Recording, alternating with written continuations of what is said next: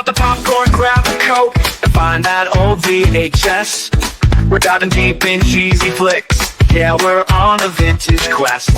Low reviews but high on laughs. Let's give these films a cheer. The cult classics, flops, and nuts. There are topics this year. We're the Ejectables, rolling back the years, celebrating movies that no one else cheers. From bad hair juice to epic fails, we say it's all good. We're the Ejectables, yeah, we're misunderstood.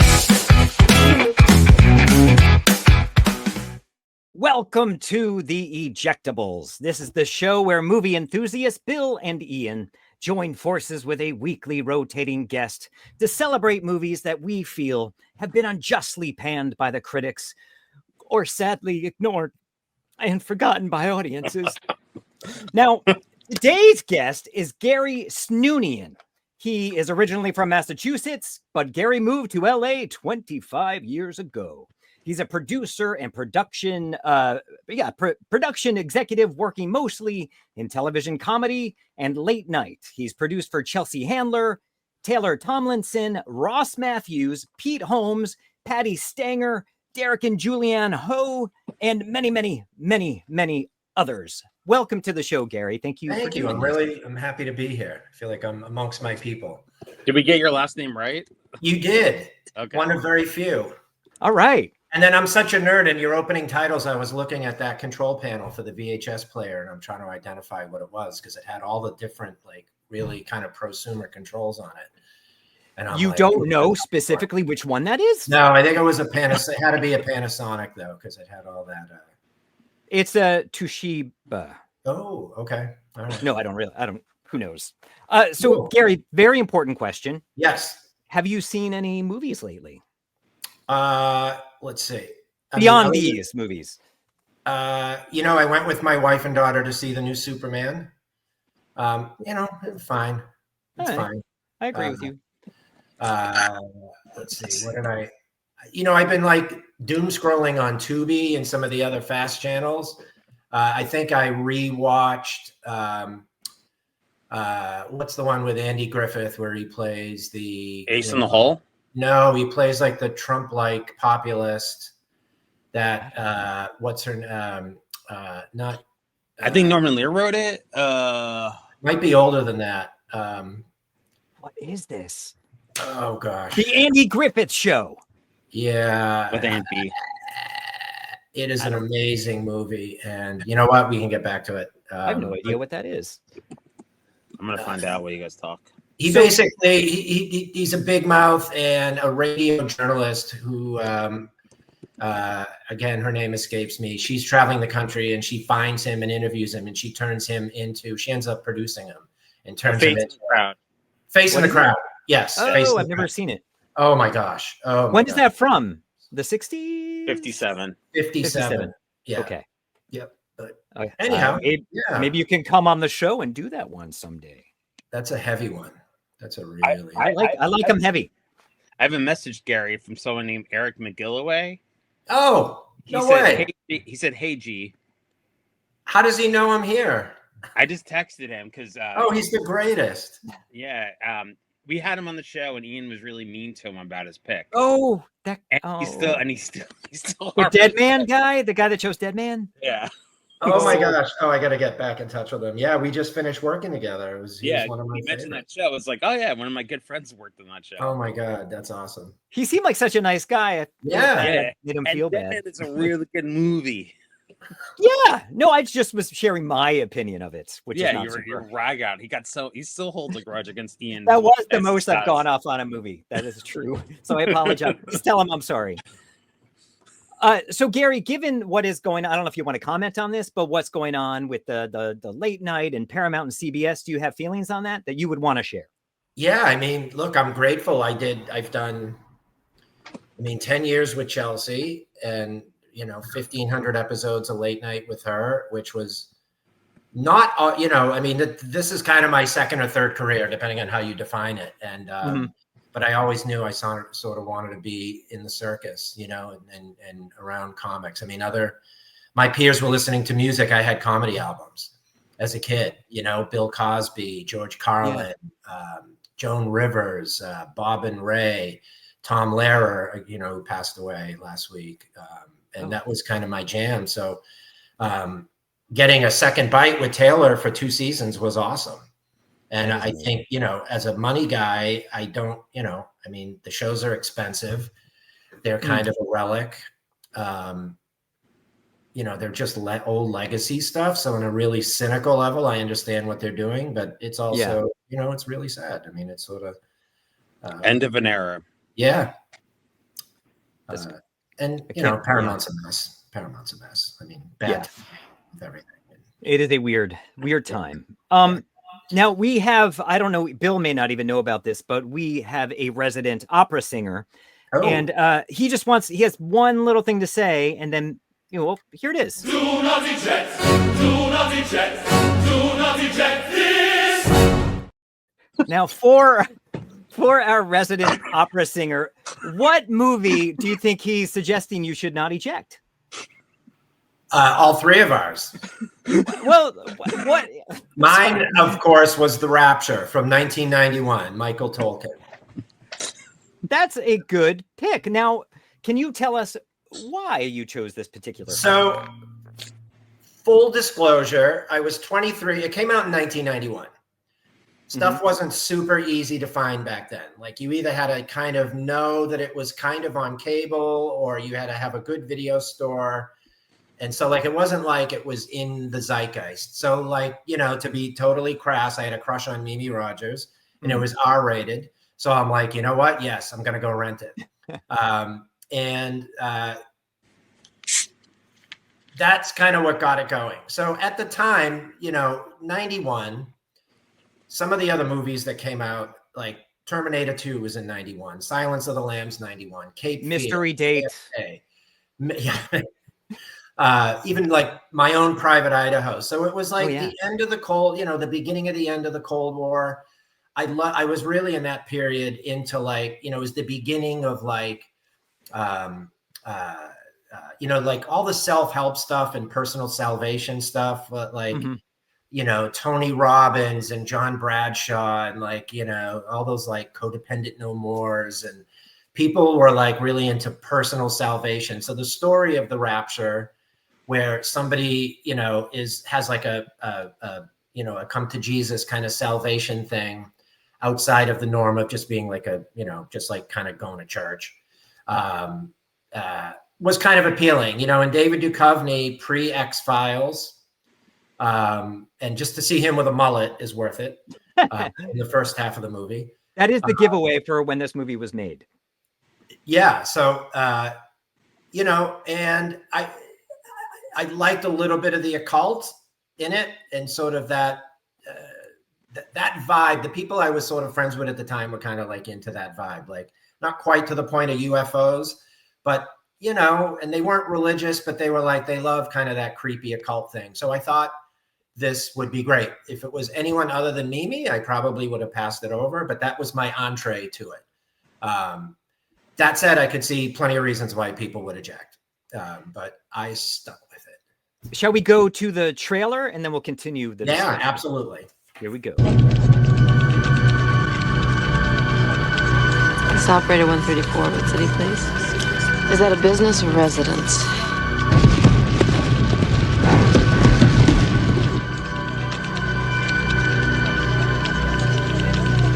I heard someone talking about the boy. Who's the boy? Some people say that he's a prophet. Some people say there's others like him, all around the country. All around the world.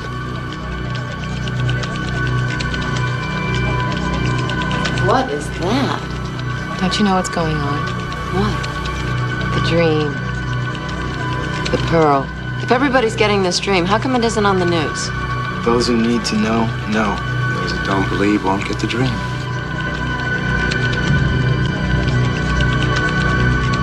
The world's a disaster. We have no power to make it better. There has to be something more. Let me help you. Something's going on. You've changed. If I tell you, you're not going to believe me. At the end of days. There are wars and rumors of wars, Mommy, and a curse devours the earth. And those who live in it guilty. All who believe will be raised up. All who doubt will be cast down.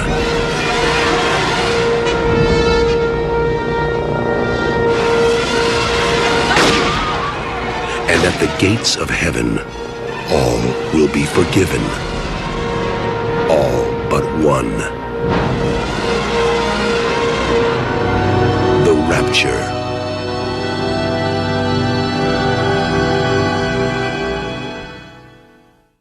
Roger Ebert said this is one of the most radical, interesting, engrossing, challenging movies I've ever seen, and gave it 4 stars. Wow. What did you think ultimately? So you did see it for Mimi Rogers and the Initially, intriguing. Yeah. I know I saw it on VHS, so it was probably around 92 or 93. And by that point, X-Files, I was super into. So ultimately, God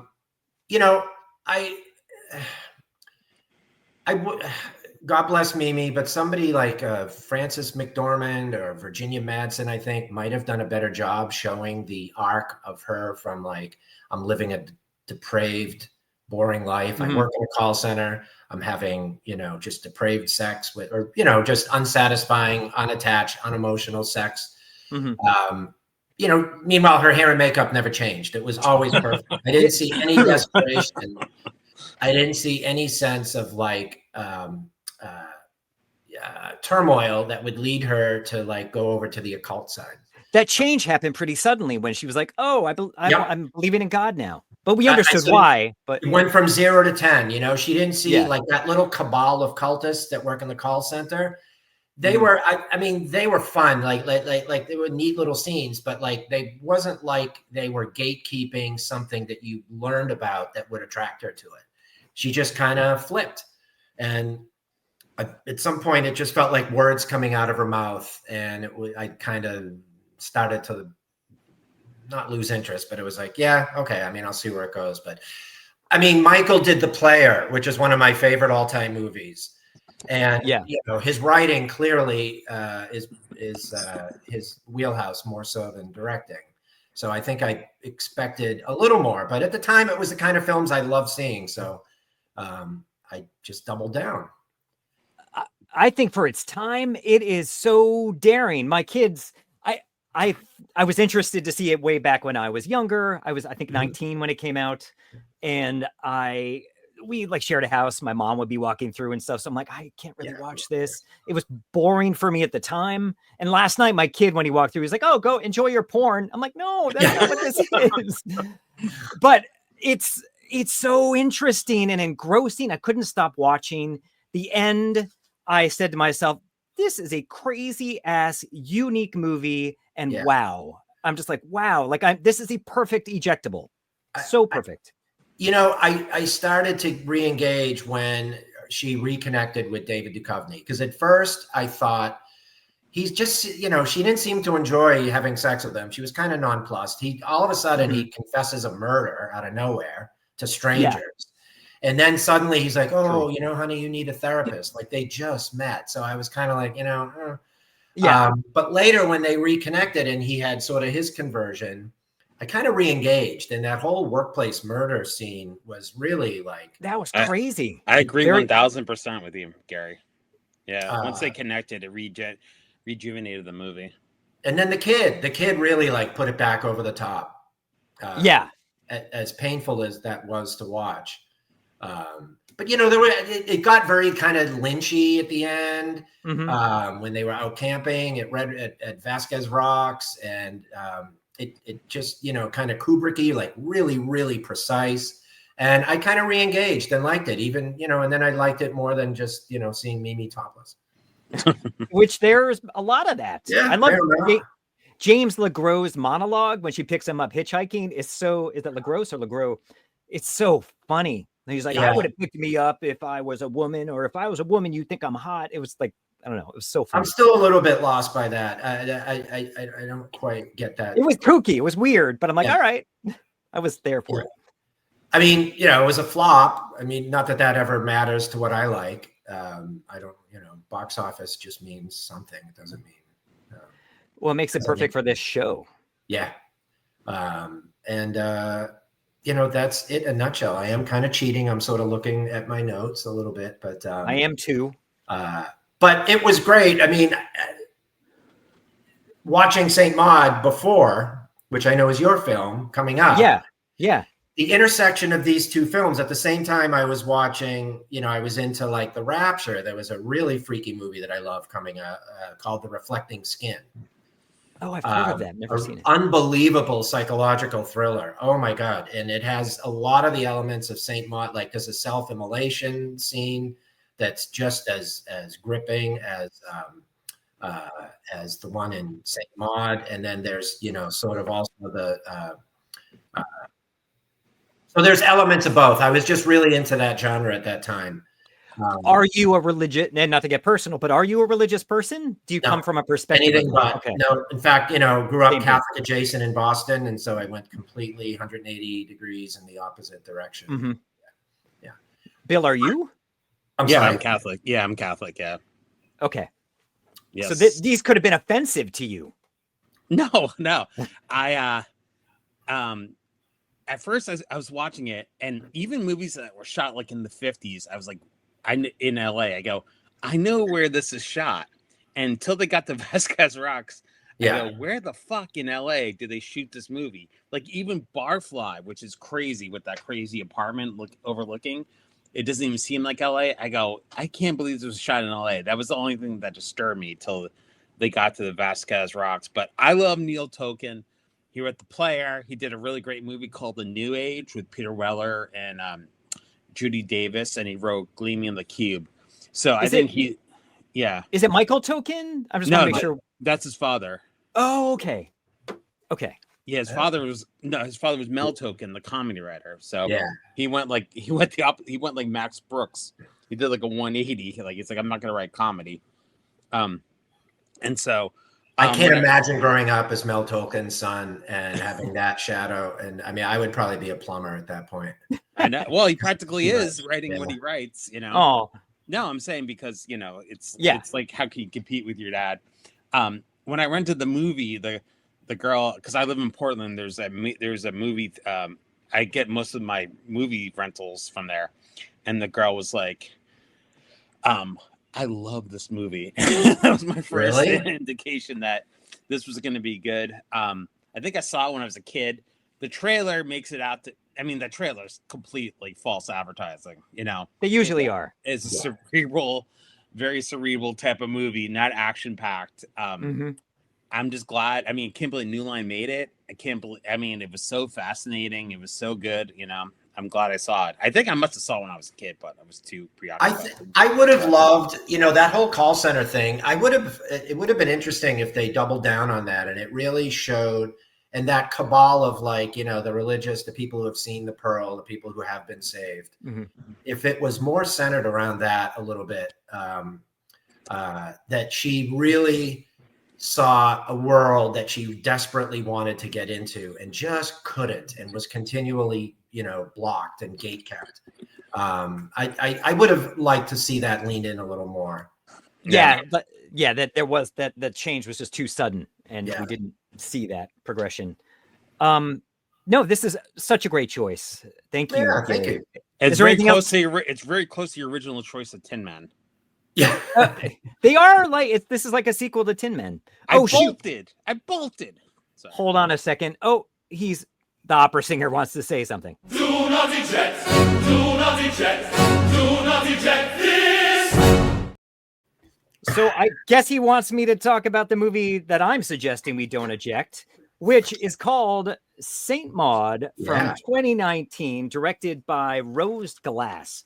Now, this is a movie I saw the trailer for. I was so excited to see it, and it kind of disappeared. I think because of the pandemic, they kind of pushed it off so they could release it at theaters, and it just eventually trickled out onto streaming. I don't know if it must have screened somewhere. I loved it. I think it's bizarre. Let's just go to a trailer, and then we'll talk more about it. Here is the trailer. Hi, you Maud? Yes, hi. It takes nothing special to mop up after the dying. You're prettier than the last one. But save a soul. That's quite something. Bless Amanda's body and bless her mind, which is shrouded in darkness. When you pray, do you get a response? Oh, it's like he's physically in me. It's how he guides me. My little savior. Hey, I thought that was you. What are you up to? I'm a private carer. You're still nursing? What? They know what happened. All the good girls go to hell. 'Cause even God herself.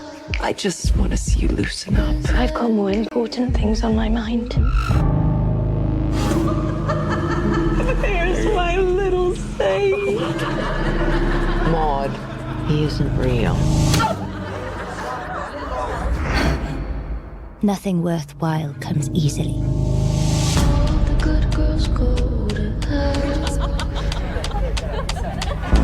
I tried to ignore you. Don't say I didn't mean it.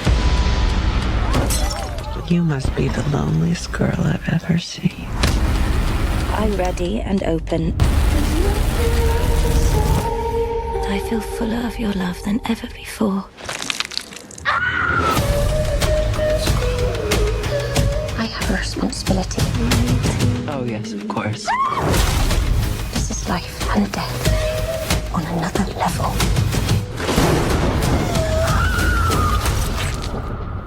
What if I'm getting it all wrong? All the good girls go to hell. The acting's so good. It's got stunning imagery. And along with your movie, The Rapture, this is on the list of the 1001 movies you must see before you die. Oh, well, I'd love to see that list. Who made this list? I didn't write down the name, but it was listed under both of our movies in the trivia. Is it Ian Lyons? Did he? No, it's some guy's like Richard something. It's a real the list. guy that took over for Siskel? No, you can Google it. 1001 movies to see before you die, and the two best. Or is it on today's 1001 show. movies you want to die after seeing these movies? Potentially. What'd you think, Gary? I liked it a lot. I have to say, I really, really liked it. To me, the story here. So, I mean, I'll do a little bit compare and contrast. Yeah. She's a recent convert. She was Maud. She's converted after a traumatic experience. She's very devout. She struggles against that a little bit. She sees redemption in doing mundane tasks like caring for a dying person. She's like finds that very in line with her new beliefs. I'd love to see all the crises of faith that she has kind of bouncing throughout the movie. The symbolism, again, like I'm a sucker for that in these sorts of movies. If it's done sort of like elegantly, which I sort of think it was here. And then, the old Wicker Man, the 73 one with Christopher Lee kind of reminds me of that too. You have a main character who's trying really hard to stay devout, who's being tempted by, Britt Eklund in that movie, but like tempted by sex, tempted by paganism, tempted by, and the sick dying woman in Saint Maud is sort of like, really challenging Maud, her beliefs and the lying at the end, and that woman that kind of comes in to just kind of take advantage of her. I just thought it was really great, a very clean through line. And sorry, it's a short movie too. It's like an hour and 20 minutes long. No, I didn't even notice. Wow. Not short enough. Bill. What'd you think, Bill? It's extremely well directed. She has the goods. She's as good as Ari Aster. It's beautifully shot. It's one of the most beautiful movies I've ever seen. Mm-hmm. And a laugh riot. Yeah, it is.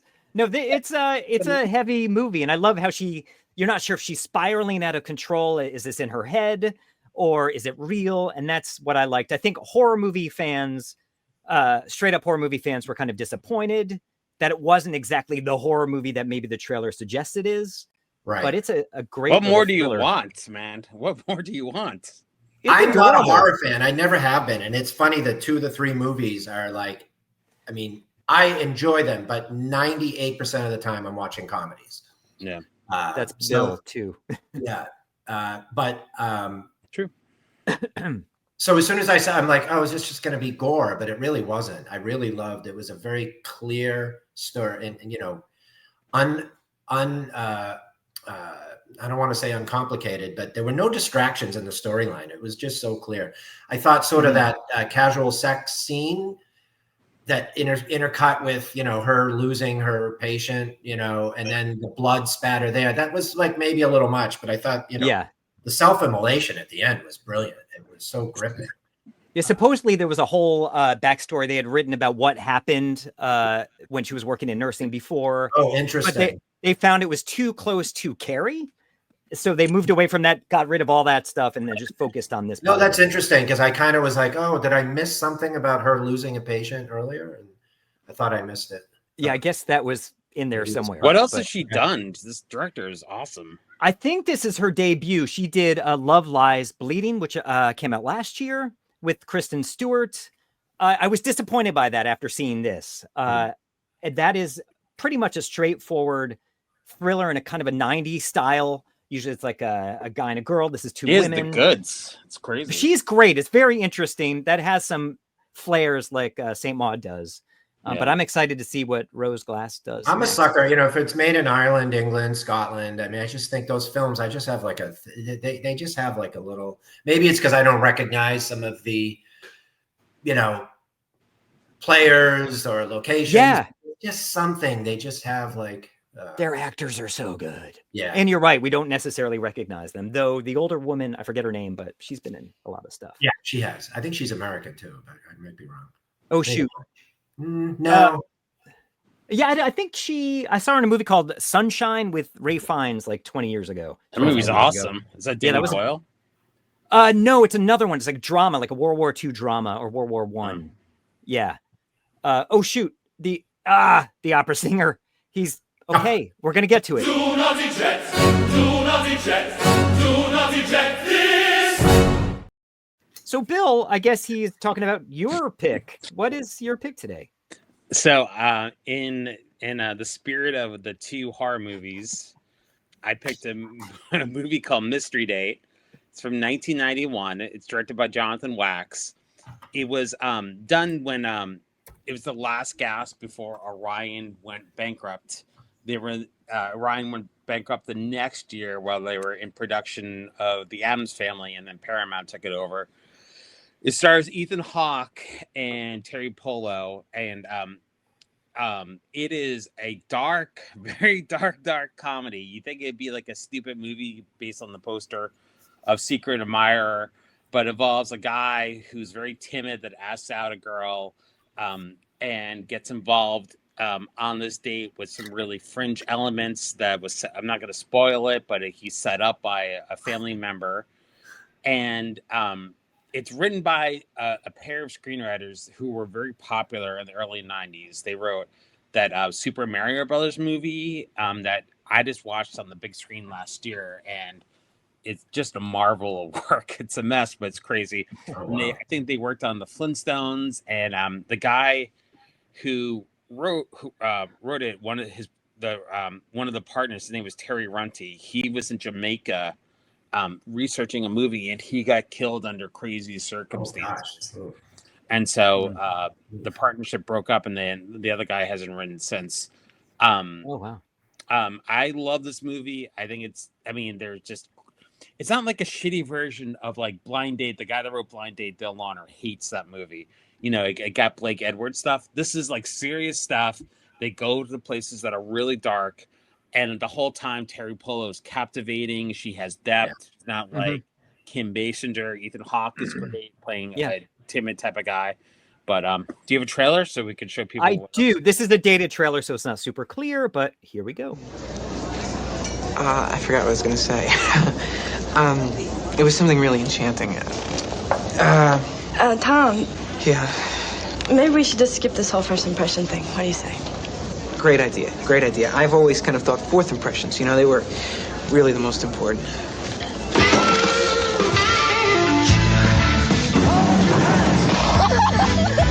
You've been about to tumble in.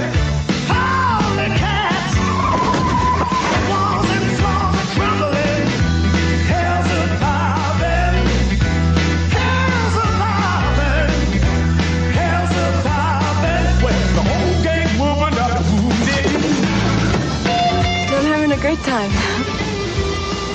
You are? Can't wait to see what you'll do next. Next? Mr. Liu would like you to be his guests for dinner. Did you know that he killed my cousin, Ho Wong? Well, it's our first date. We haven't had a lot of time to open up to each other. What the heck is your problem? I think he wants to kill us. What, with MSG?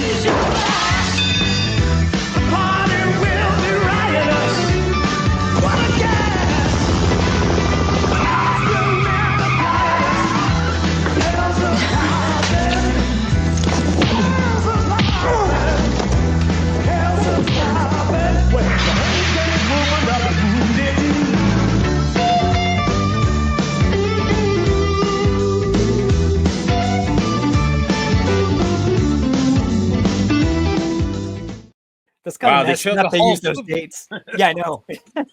They showed the whole movie. That's crazy. So no one needs to watch it now. You've just seen it. Yes. Yeah. Well, Those long chyrons, it's like, whoa, they don't do that anymore. Yeah. Attention span. Gary, what did you think? Boy, I feel bad because I'm a comedy guy and my bar for comedy is really low. I didn't get the dark that you mentioned. The first 15 minutes, I'm like, okay, that's a ripoff of The Graduate. This is risky business. The flower guy is Better Off Dead, right? Better Off Dead. Yeah, I want my $2. Terry Polo, who I adore, and was so happy to see her up in what was the Showtime thing she did last year about the porn magazine. It only lasted one season, but it was good. Spread was the name of it. It was cute. Okay. I'm not surprised it didn't last, but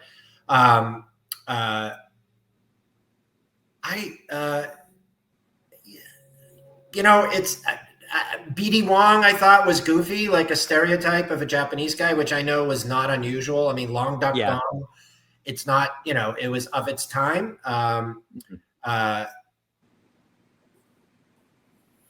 Boy, I thought the bust at the end was really, really well done and very clever. Yeah. But it was hard. I had a lot of laughs, but I couldn't get over the hump of it being just sort of derivative. I'm curious, what's your pantheon of that era comedy? Like where do you slot this in? Well, so I think it's slightly perverse. I don't find it like a broad comedy. I find it slightly perverse, and that's why I like it. I love The Freshman's one of my favorite movies from the time, and BD Wong is so good in that movie. But what I like about it is how off kilter it is with the brother. There's just slightly something wrong with it, and that it's not your standard comedy. I totally agree with that. There's definitely something wrong with it. Yeah, there's something slightly wrong with it. Beautiful locales. It's not really believable. You kind of feel like, oh, this kid might be in trouble because of I've seen these movies like Blind Date with John Larroquette that was just atrocious and stuff like that. And this feels like, oh, this kid actually might be in trouble, but it's definitely off kilter. It's not for everyone, but I thoroughly enjoyed it. I think it's perfectly okay. As you know, these kind of mild, middle of the road, action comedies of the time are not really my thing. But I think if you're cleaning the house and it's on TV, it's perfectly okay. I don't think it's offensive. It's just sort of all right. But I saw this at the theater. I think Ethan Hawke and Terry Polo, they have great chemistry, but wonderful. I didn't carry anything with me from it. Was in the theater for a week. I can't believe you saw I saw it. I used to see everything opening day, and I saw this. Wow. And I don't think it's bad. I just don't. It's neither here nor there. The American Cinematheque had a screening before Netflix bought it at the Egyptian, and it was packed. Really? It was Were packed. they Ethan fans? Probably.